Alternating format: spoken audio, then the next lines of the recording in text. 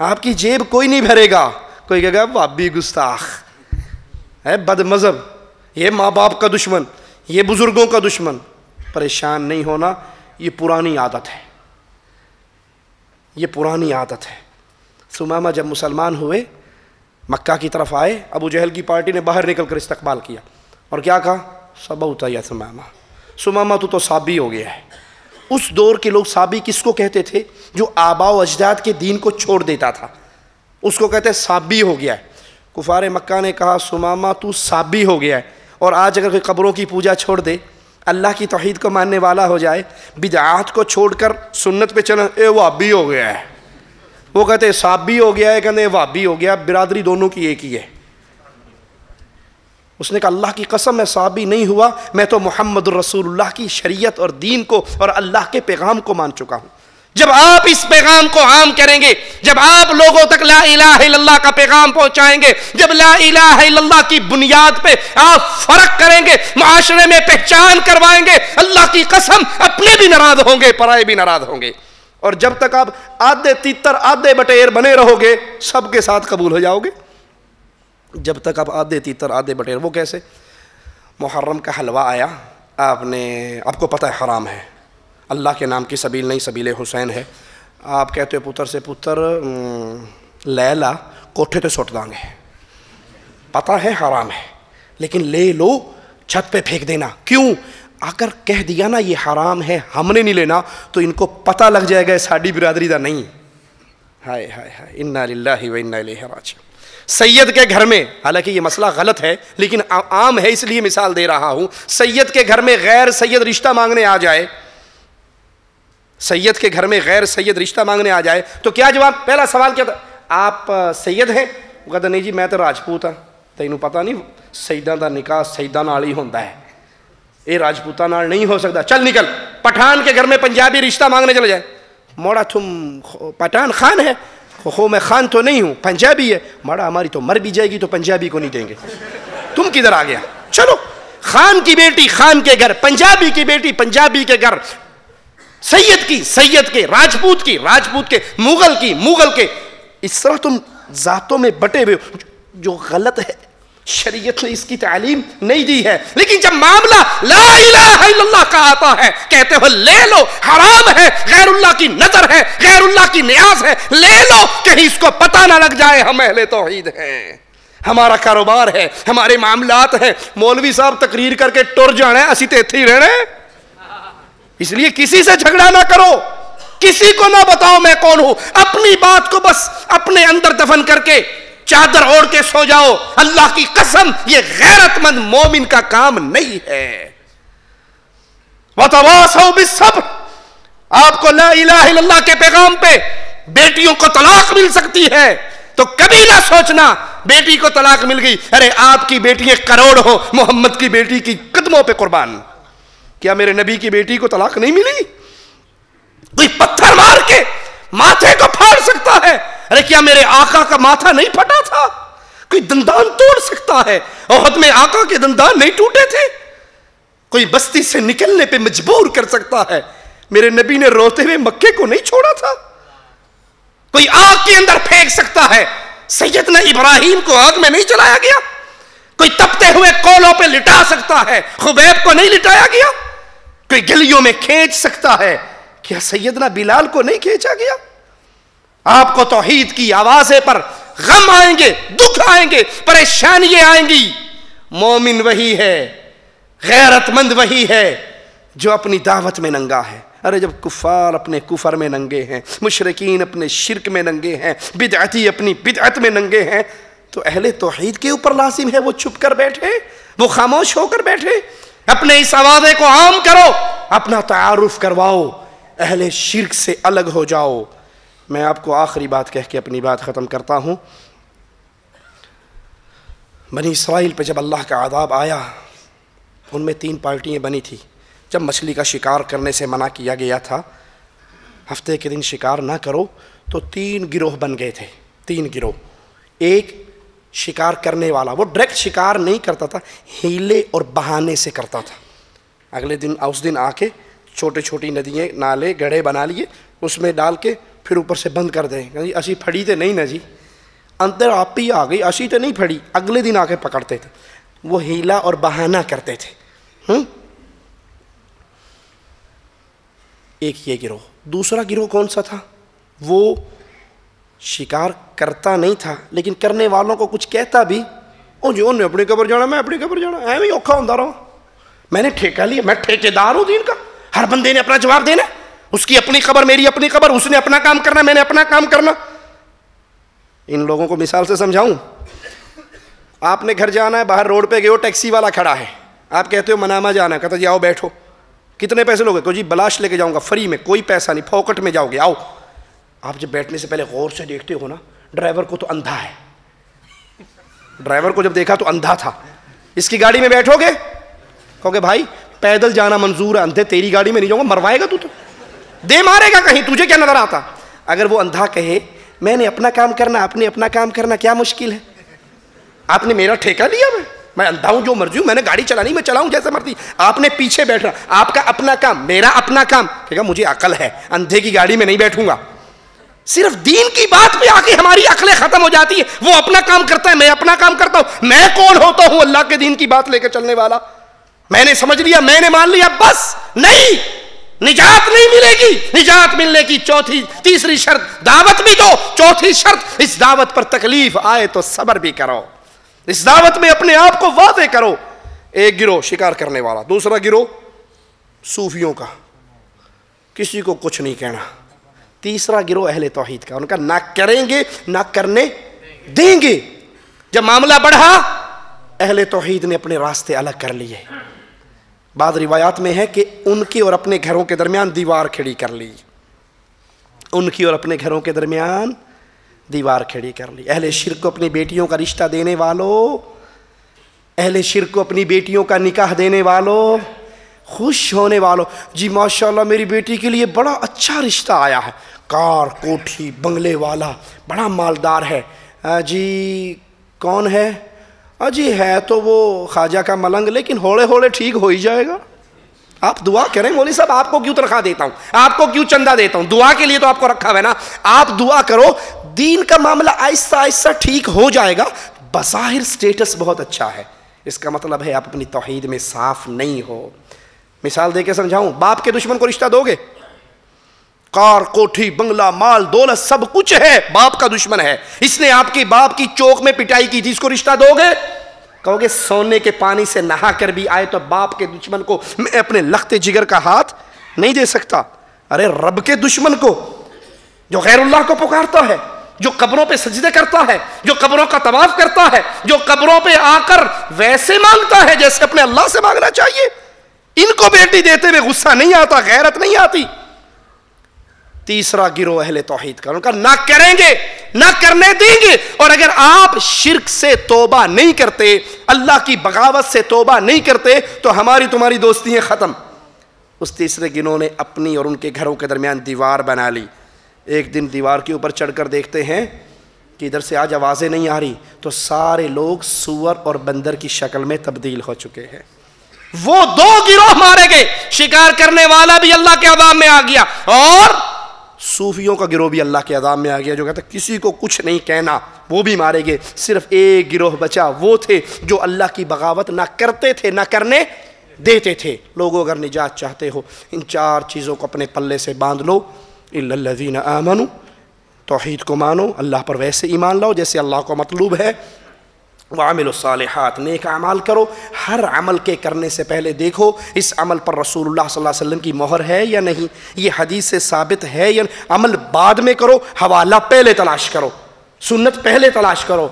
वतवासौ bill हक़, फिर इस दावत को आम करो। वतवासौ बिस्सब्र, फिर अगर मुसीबत आए, अगर बेटियों को तलाक़ें मिले, अगर मार धाड़ का मसला हो, अगर बस्ती से निकाला जाए, अगर कोई आपको देखकर अपनी मजलिसों में बैठने ना दे, तो ये जितनी मुसीबतें आएँ अल्लाह के लिए आ रही हैं, उस पर सब्र करें। मिसाल देता हूँ आखिरी और बात ख़त्म करता हूँ। दो दोस्त हैं, दो आदमी हैं, उनकी आपस में बड़ी दोस्ती है। इस बंदे को दूसरे बंदे ने ताना दिया, और तू फलां का दोस्त है, वो तो ऐसा है, वो ऐसा है, वो ऐसा है। अब ये अपने उस दोस्त के पास आकर कहे कि यार तेरी वजह से मुझे ताने मिल रहे हैं, तेरी वजह से क्या मिल रहा है? ताने मिल रहे हैं। लेकिन फिक्र ना करना, पूरी दुनिया भी अगर तेरी दुश्मन हो जाए, मैं तेरे साथ दोस्ती खराब, आपको इस पर मोहब्बत आएगी या नहीं आएगी?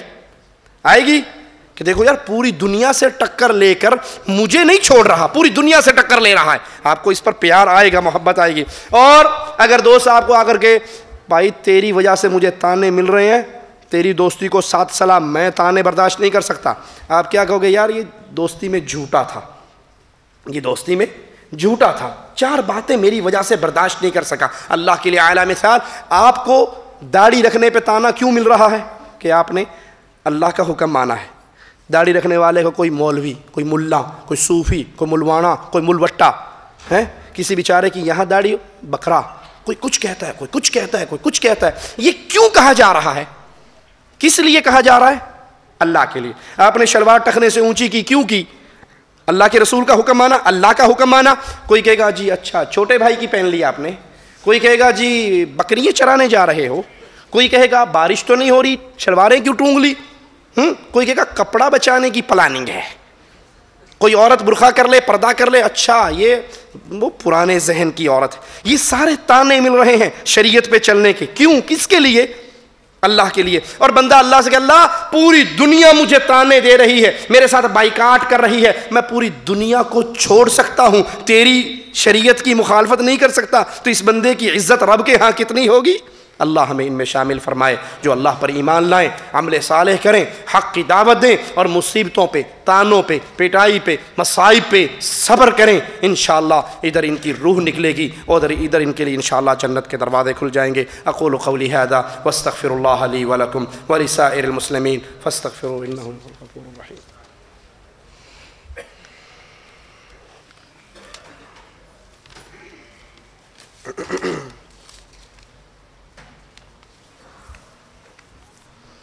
मैं दावत का काम करता हूँ, लेकिन तबलीगी जमात के मनहज और तरीक़े से क्या मेरी दावत का ये तरीक़ा सुन्नत से साबित है या नहीं?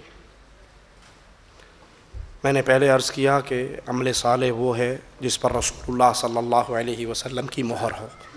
दावत का काम करना हमारे ऊपर ज़रूरी है, लेकिन वैसे जैसे रसूलुल्लाह सल्लल्लाहु अलैहि वसल्लम ने उसकी दावत दी, उसका तरीक़ा समझाया। मैं अल्लाह के घर में खड़ा हूँ, अल्लाह से डर के आपको एक बात बताने लगा हूँ।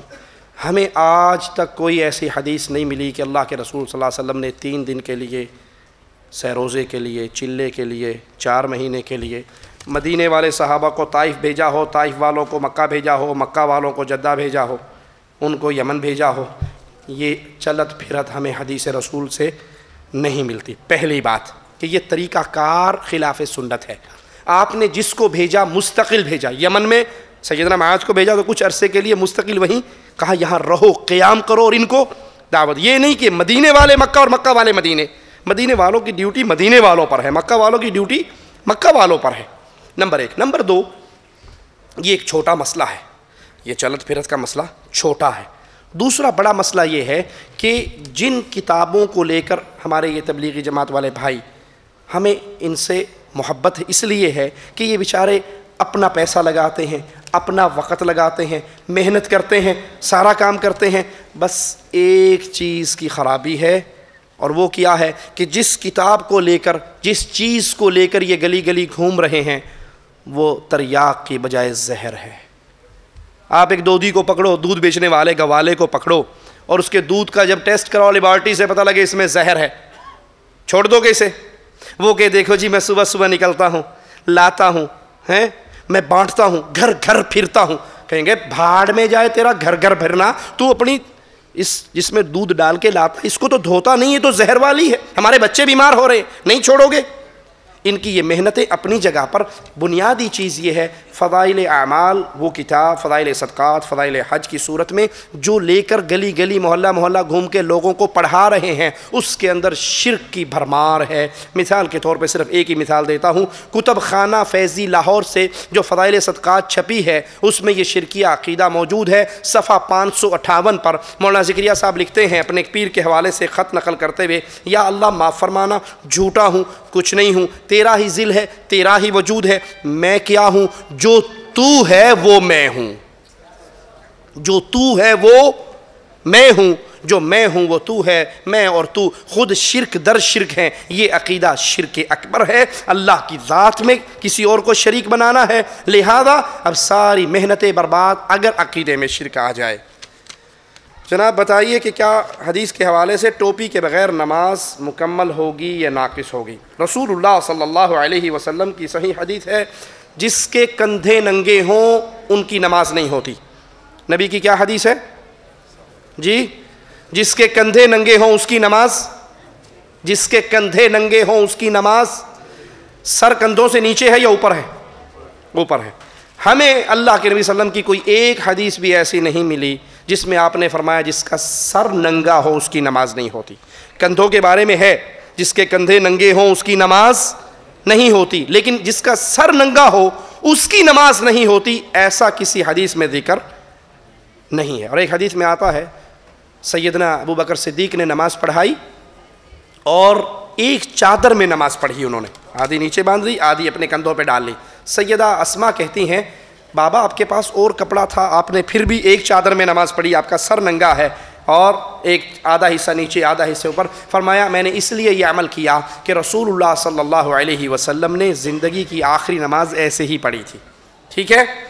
अच्छा, जो नंगे सर नमाज जो ऊँट के मुंह पे चढ़ाए जाते हैं छिक्कू, वो प्लास्टिक के छिक्कू या खजूर के तिनकों के छिक्कू दरवाजे पर पड़े होते हैं, वो उठाते हैं, वापी गुस्ताख बेदब, इसके सर के ऊपर अब नमाज पढ़।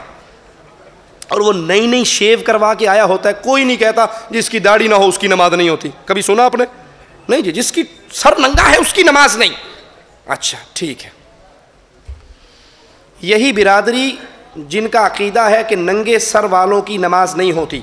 आप नमाज पढ़ के बाहर निकले, बाहर रोड के ऊपर एक मजजूब को आपने देखा। मजजूब समझते हो? मजजूब समझते हो? पीर मजजूब जो बिल्कुल नंगा होता है, सर भी नंगा, जिस्म भी नंगा, पाँव भी नंगा, बिल्कुल नंगा है। आप पूछो जी ये कौन है? जी माशाअल्लाह पहुंची सरकार है, इनको कुछ नहीं कहना। क्या हम गैर मुस्लिम औरत को एक मुसलमान मर्द दावत दे सकता है? गैर मुस्लिम औरत को एक मुसलमान मर्द दावत दे, अगर फितने का डर नहीं है, कहीं पब्लिक पॉइंट पर है और आप किताब बांट रहे हैं, सीडी बांट रहे हैं और गुजरते हुए उसको पकड़ा कर चले गए तो कोई हर्ज नहीं। लेकिन आप उसके साथ बैठकर तन्हा किसी जगह पे, तो ये इस्लाम का तरीका नहीं है। उसके लिए आप अपनी बीवी के ज़रिए, किसी मुसलमान औरत के ज़रिए उस तक पैगाम पहुँचाइए। दाढ़ी का हुक्म क्या है? इसको तराशना यानी सेट करना या शेव करना क्या है? अल्लाह के रसूल सल्लल्लाहु अलैहि वसल्लम का फरमान है अपनी दाढ़ियों को माफ़ कर दो। अल्लाह के नबी का फरमान क्या है? दाढ़ियों को माफ़ कर दो। रमज़ान के अंदर एक दुआ हम पढ़ते हैं और वह दुआ किया है लैलतुल क़द्र की, शब क़द्र की दुआ। याद है किसी को? अल्लाहुम्मा इन्नका अफ़ुव्वुन तुहिब्बुल अफ़्वा फ़अफ़ु अन्नी। अल्लाह तो माफ़ करने वाला, माफ़ी को पसंद करता है, मुझे माफ़ कर दे। जब मैं ये दुआ कर रहा हूँ, मेरी उम्र 50 साल है, तो क्या ख्याल है मेरे दिल में? ये होता है कि अल्लाह 50 सालों में ना 25 साल के गुनाह माफ़ कर दे, 25 के बाकी रहने दे। यही होता है जब आप अल्लाह से कहते हो अल्लाह हमारे गुनाह माफ़ कर दे, तो क्या ख्याल होता है? आधे गुनाह माफ़ हो जाएं या सारे माफ़ हो जाएं? जी आधे तो कोई नहीं कहता, सारे माफ़ करने। अल्लाह के नबी फरमा रहे हैं इसको माफ़ कर दो। तो माफ़ करने का मतलब ये एक मुट्ठ के बाद काट दो या गाल छील लो या नीचे से ख़त बना लो। दाढ़ी का ख़त बनाना, दाढ़ी का लिफाफा बनाना, काटना, छीलना, तराशना हदीस रसूल के ख़िलाफ़ है। आपने फरमाया वफ़िरुल लुहा, अपनी दाढ़ियों को ज़्यादा करो। वफ़िरू ऐ कस्सिरू। वक़्त ख़त्म हो गया तो मुझे बता दीजिए, बंद कर देते हैं। नहीं शुरू करो। तो दाढ़ियों को माफ़ करो, इसको लटकाओ, इनको इनके हाल पे छोड़ दो। कुछ लोगों का एतराज़ ये होता है कि जी वो हम दाढ़ी इसलिए माफ़ नहीं करते कि अभी हमारी शादी नहीं हुई है, और अगर दाढ़ी रख ली तो मौलवी के साथ कोई लड़की शादी करने के लिए तैयार। उस भाई को मैं पैगाम ये देता हूँ कि अल्लाह के बंदे, जिस लड़की को रसूल की सुन्नत से मोहब्बत नहीं है, वो तेरी औलाद को हाय जमालो बनाएगी, उसको खालिद बिन वलीद की सीरत पे नहीं चलाएगी। इसलिए ऐसी औरत का इंतखाब करो जो आपके दीन को पसंद करे। और फिर दाढ़ी मून की एक ही शादी होती है और दाढ़ी वालों की अल्लाह की रहमत है। कभी आपने देखा जिसकी दाढ़ी ना हो और उसकी इतनी हो? कभी नजर आई आपको? जिसकी दाढ़ी ना हो उसकी इतनी हो। हमने दाढ़ी वालों को इतनी इतनी के साथ भी देखा है। तो ये कंसेप्ट गलत है कि दाढ़ी आएगी तो शादी नहीं होगी। अरे दाढ़ी आएगी तो ज्यादा होगी, नहीं करोगे तो शायद एक पे ही रहोगे। चकवाल के एक गांव में जो रसूलुल्लाह सल्लल्लाहु अलैहि वसल्लम की तौहीन का वाक़या है, आप वहाँ पाँव का निशान लगा करके इस पर लोगों को आगाह करें कि ये झूठ है। चकवाल के अंदर दावत इस्लामी का एक शख्स, उसने ये दावा किया कि अल्लाह के रसूल सल्लल्लाहु अलैहि वसल्लम मेरे घर में 12 रबीउल अव्वल की रात आए और नालैन मुबारक का ये निशान लगा हुआ है, और वो निशान अल्लाह के नबी की तौहीन इसलिए बनता है कि वो 6 फुट लंबा या 5 फुट लंबा निशान है, और नाउज़ु बिल्लाह मेरे नबी सल्लल्लाहु अलैहि वसल्लम का कदम मुबारक 6 फुट लंबा नहीं था।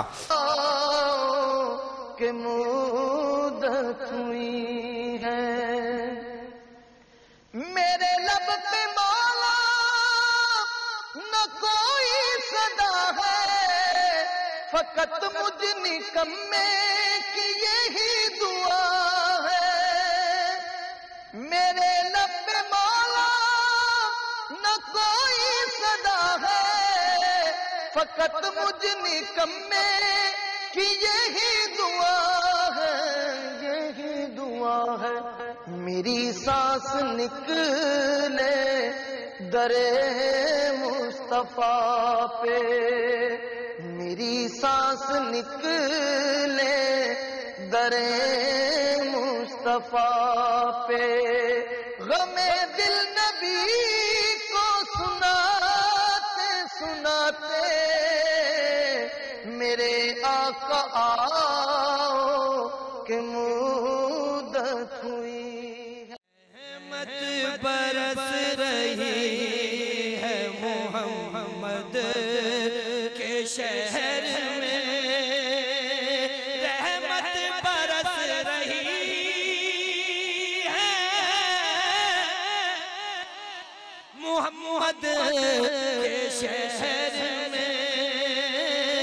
हर शहर में ताज़गी है मोहम्मद के शहर में,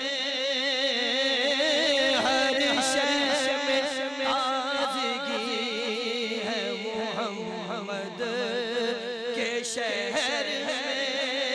आते हैं बख्शवाने गुनाहों को गुनाहगार, किस्मत बदल रही है मोहम्मद के शहर में। देखो किस्मत बदल रही है मोहम्मद के शहर में। ऐसा लगा के सामने खुद आ गए हुजूर। ऐसा लगा